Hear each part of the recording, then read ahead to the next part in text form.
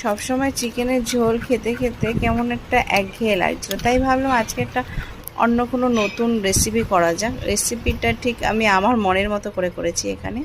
এখানে ফার্স্টে টক দই, আদা, রসুন, এলাচ, লঙ্কা দিয়ে পেস্ট করে ভালো করে চিকেনের সাথে মাখিয়ে নেওয়ার পর তার মধ্যে একটুখানি দিয়ে দেবো ছাতু গুঁড়ো, দিয়ে ভালো করে ফাটিয়ে নিয়ে চিকেনের সাথে ভালো করে মাখিয়ে ঢেকে রাখবো।